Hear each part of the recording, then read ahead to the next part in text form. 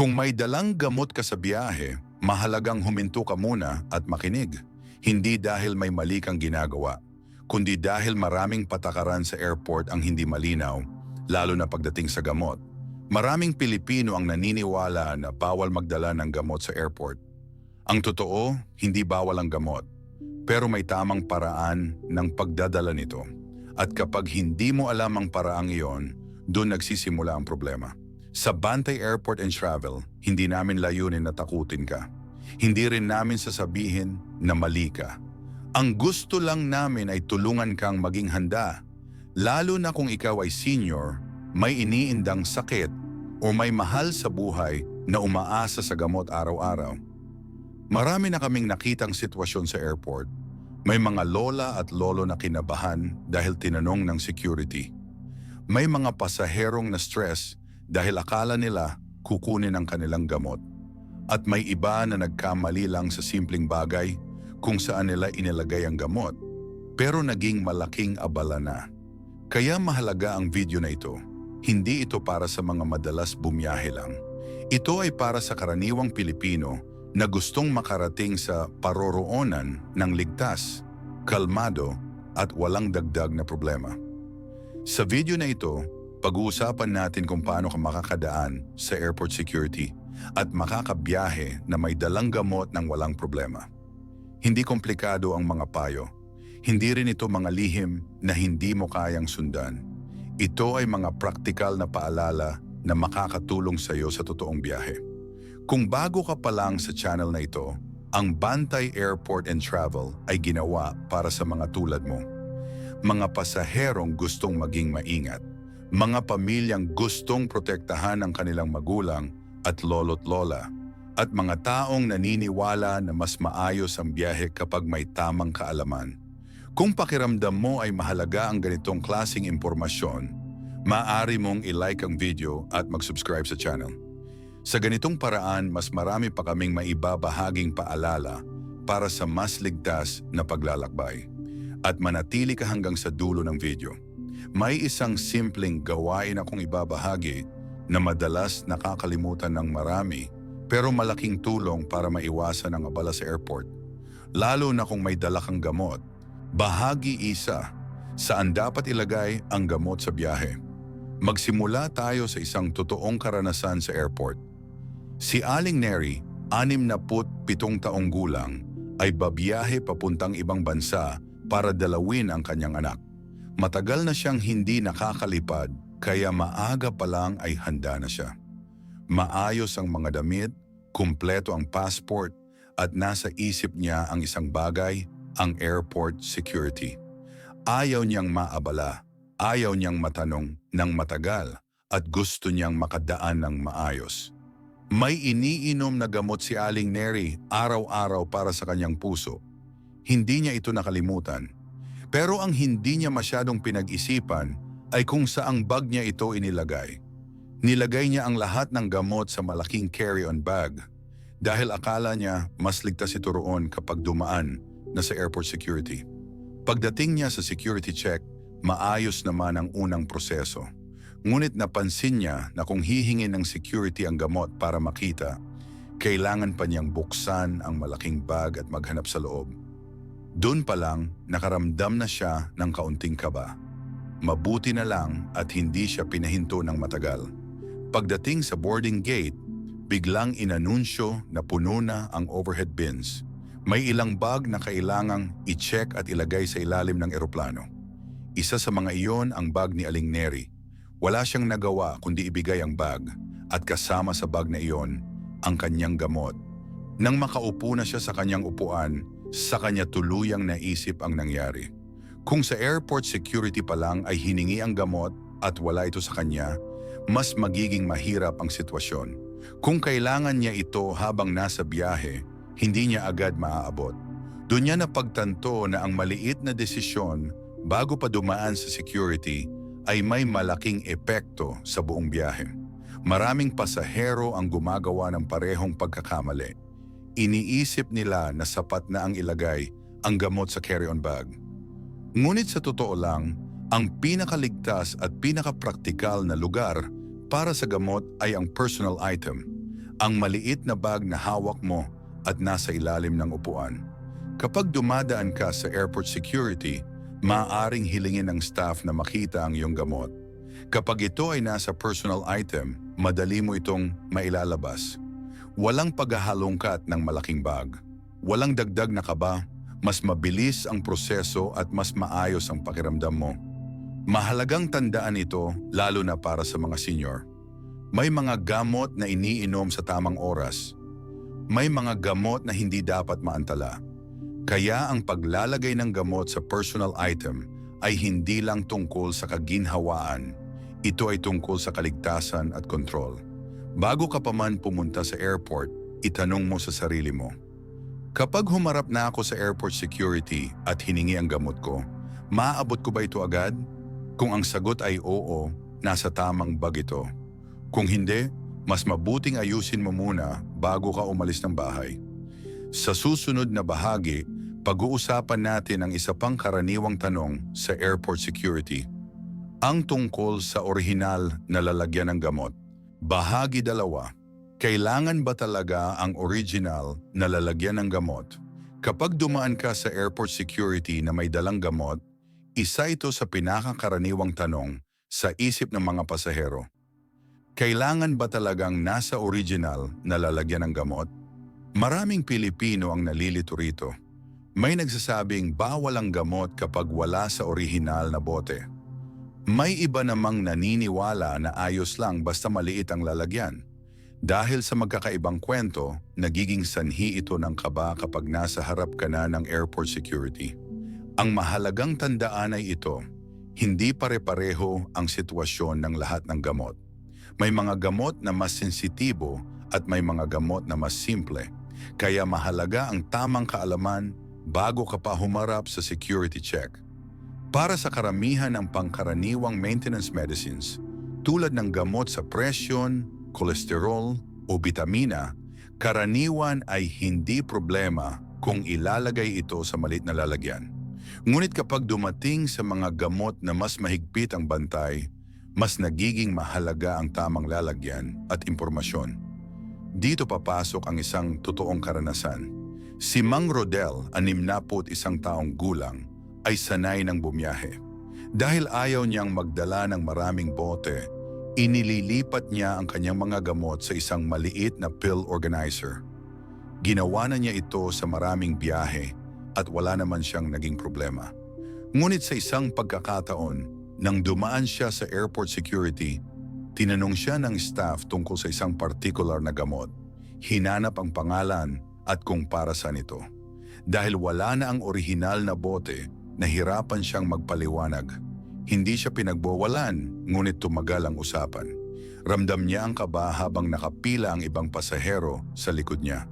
Pagkatapos ng karanasang iyon, napagtanto ni Mang Rodel na hindi sapat ang basta. Pwede naman dati. Kapag humarap ka sa airport security, mas mainam na handa kang magpakita ng malinaw na impormasyon tungkol sa iyong gamot. Ang isang praktikal na solusyon ay simple lang.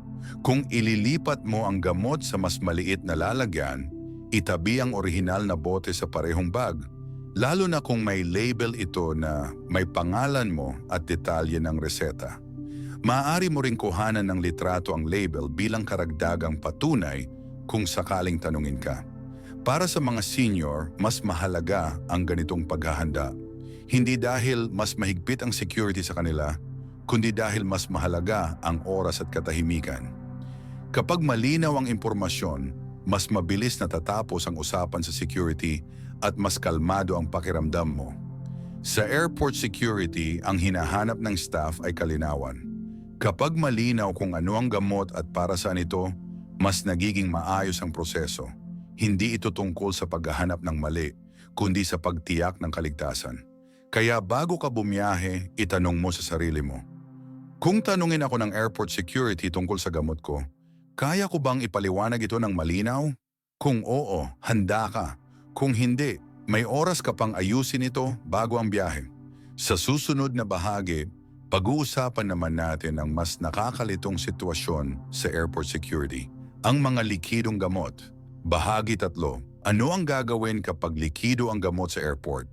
Sa airport security, ang mga likidong gamot ang isa sa pinakamaraming nagiging sanhi ng kalituhan.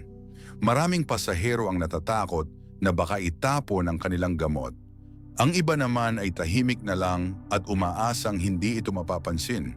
Parehong hindi tamang paraan ang mga ito. Mahalagang malaman na ang likidong gamot ay hindi automatikong bawal sa airport security. Ang problema ay kadalasan hindi sa gamot mismo, kundi sa paraan ng pagdala at pagsasabi nito.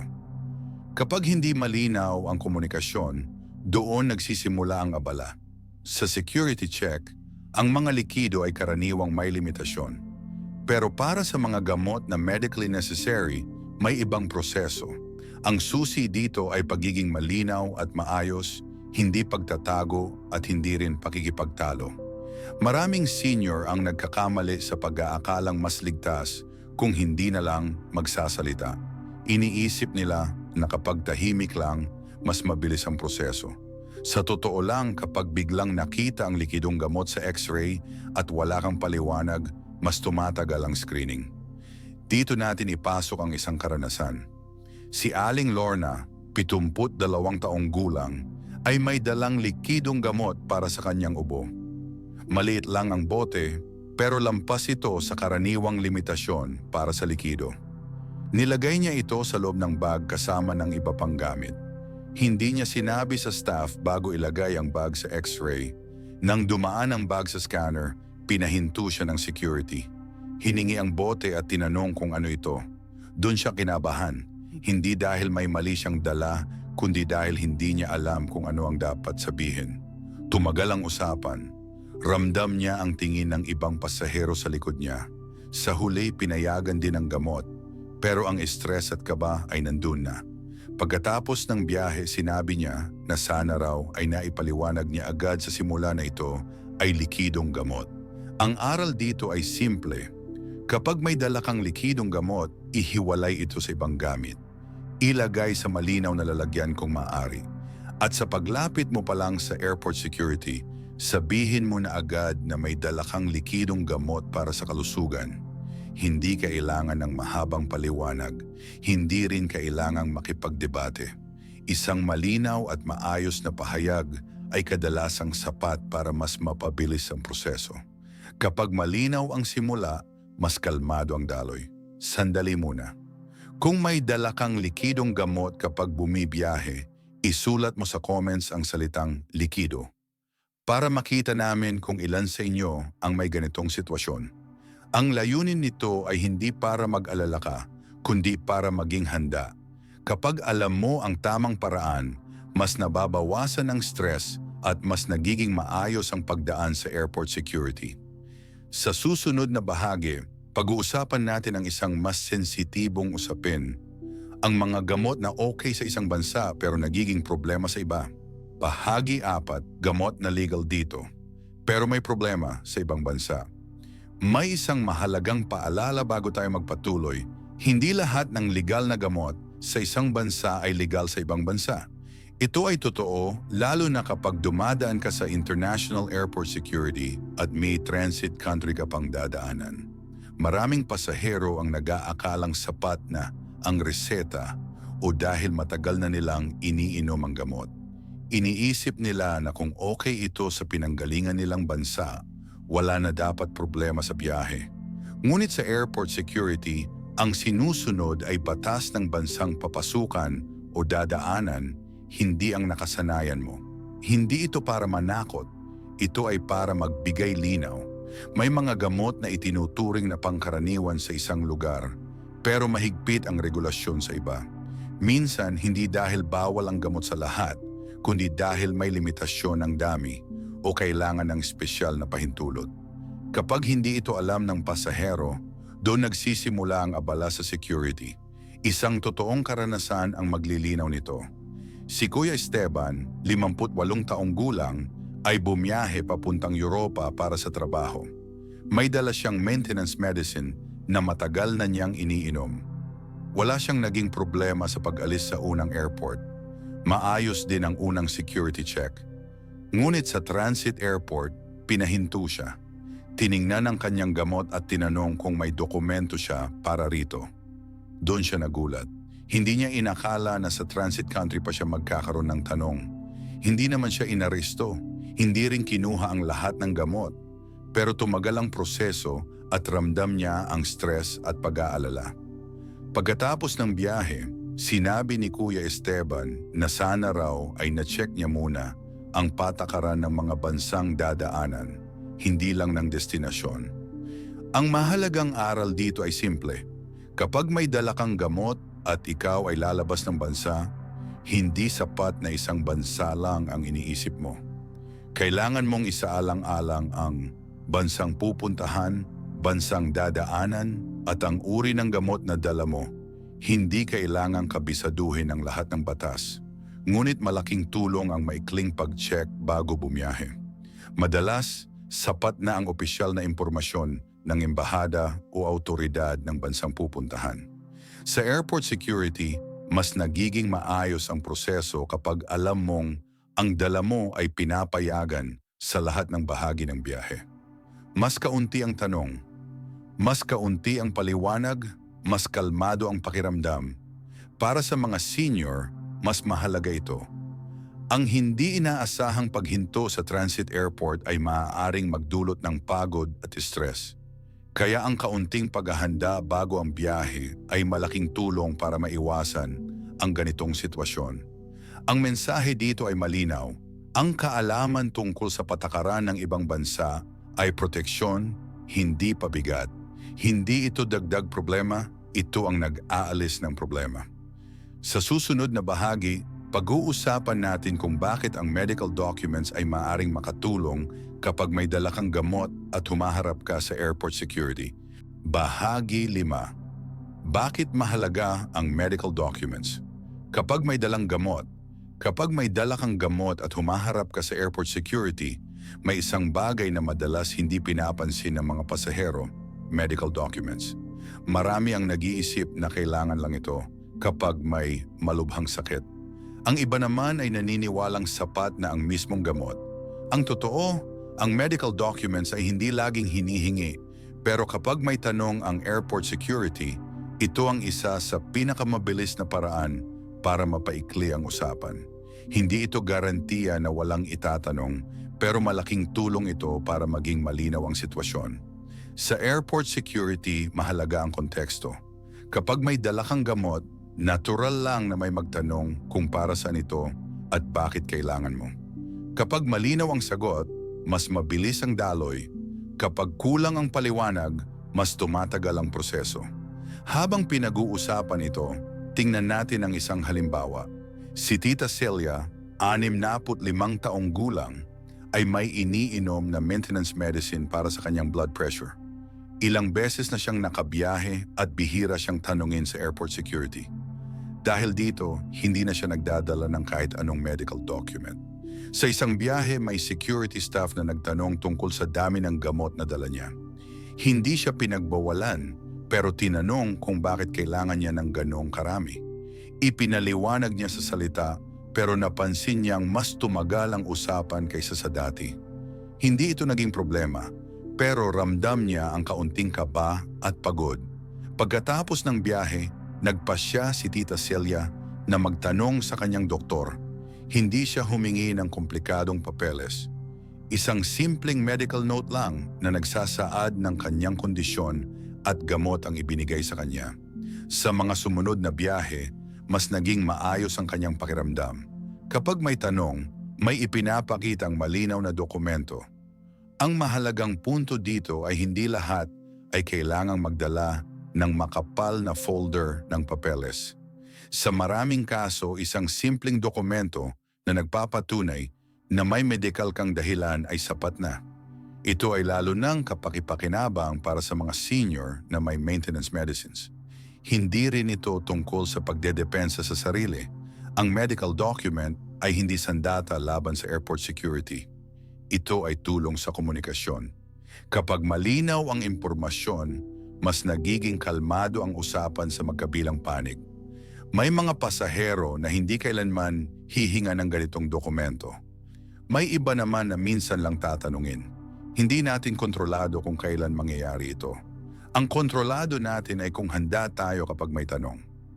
Para sa mga senior, ang pagiging handa ay hindi lang tungkol sa pagsunod sa patakaran. Ito ay tungkol sa pag-iwas sa hindi kailangang stress.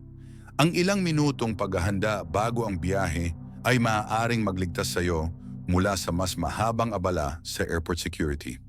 Isang tanong lang ang iiwan ko dito. Kapag tinanong ka ng airport security tungkol sa gamot mo, mas kampante ka bang sumagot kung may hawak kang malinaw na medical document o wala? Sa susunod na bahagi, pag-uusapan natin kung paano nakakaapekto ang oras at pagiging kalmado sa pagdaan mo sa airport security, lalo na kapag may dala kang gamot. Bahagi 6, paano nakatutulong ang tamang oras at kalmadong pagdaan sa airport security. Maraming pasahero ang nakatuon lamang sa mga gamit na dala nila kapag iniisip ang airport security. Iniisip nila ang bag, ang gamot, ang dokumento. Ngunit may isang bagay na madalas nakakalimutan at malaki ang epekto sa buong proseso, ang oras at asal ng pasahero. Kapag nagmamadali ang isang tao, mas mataas ang posibilidad na magkamali. Nakakalimutan magdeklara ng likidong gamot. Hindi agad mahanap ang dokumento.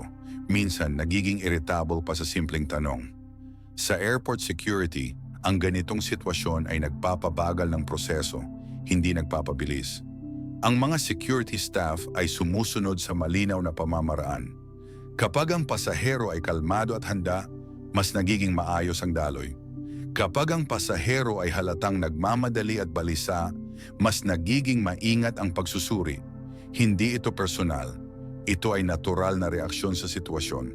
Para sa mga may dalang gamot, mas mahalaga ang aspetong ito. Ang kaunting kaba ay pwedeng magdulot ng maling kilos. Ang maling kilos ay pwedeng magdulot ng dagdag na tanong. At ang dagdag na tanong ay nagiging abala. Ang tamang oras ay nagbibigay ng espasyo para huminga. Kapag maaga kang dumating sa airport, hindi mo kailangang magmadali sa security line. May oras kang ayusin ang bag. May oras kang ilabas ang gamot kung hihingin. May oras kang makinig at sumagot ng malinaw. Hindi ito nangangahulugan na dapat kang matakot sa airport security. Sa halip, ito ay paalala na ang kalmado ay isang uri ng paghahanda. Ang pagiging handa ay hindi lang tungkol sa gamit. Ito ay tungkol sa pag-iisip. Maraming senior ang nagsasabing mas mahirap ang biyahe dahil sa stress, hindi dahil sa patakaran. Ang katawan ay mas mabilis mapagod kapag may kaba. Ang isip ay mas madaling malito kapag nagmamadali. Kaya ang simpleng desisyong dumating ng mas maaga ay may malaking epekto sa buong karanasan. Ngayon, tingnan natin ang isang sitwasyon. Si Mang Isko, 70 taong gulang, ay may flight sa umaga. Dahil ayaw niyang ma-late, umalis siya ng bahay ng mas maaga kaysa sa dati. Pagdating sa airport, kalmado siyang pumila sa airport security.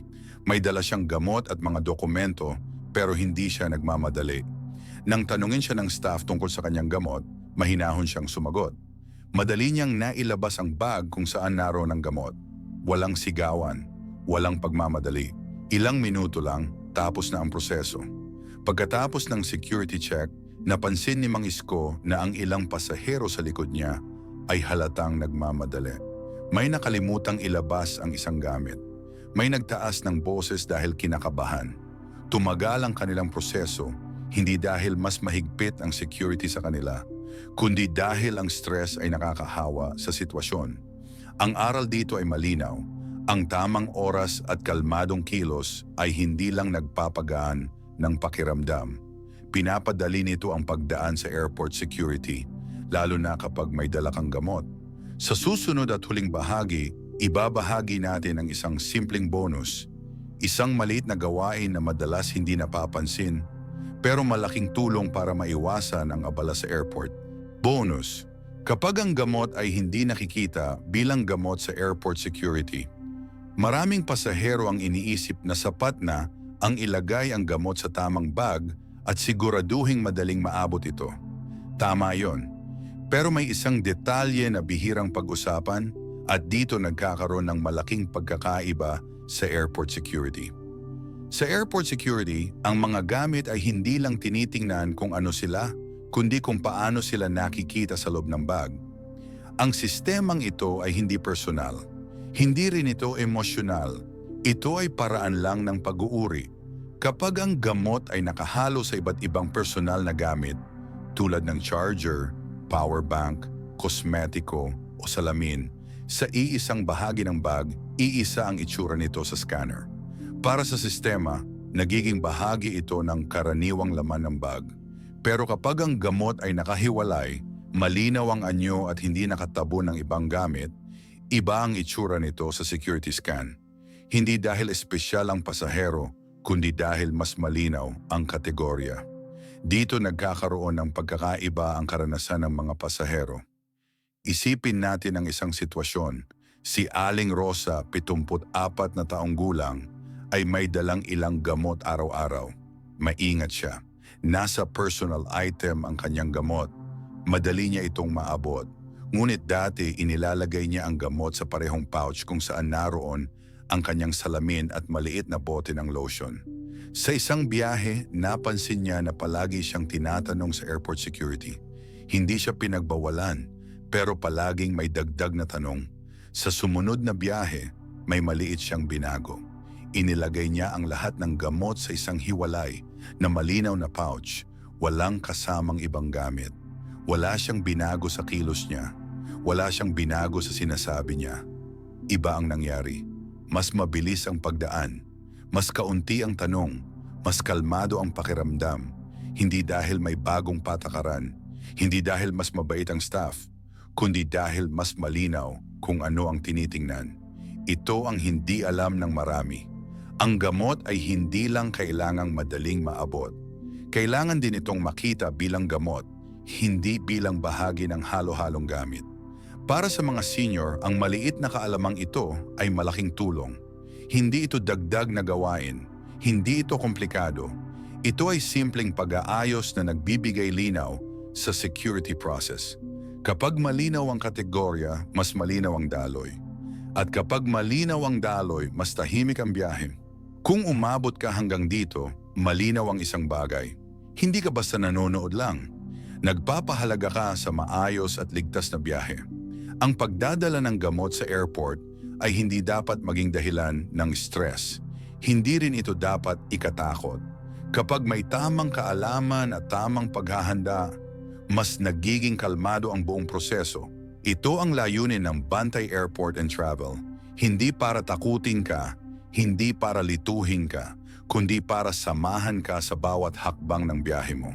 Kung sa tingin mo ay may natutunan ka sa video na ito, i-like mo ito bilang simpleng paraan ng pagsuporta.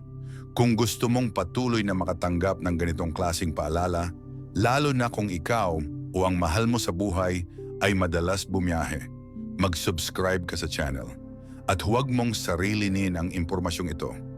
I-share mo ang video sa pamilya mo, sa mga magulang, lolo, lola, o kahit sa kaibigan na may dalang gamot sa biyahe. Minsan, isang video lang ang kailangan para maiwasan ang malaking abala.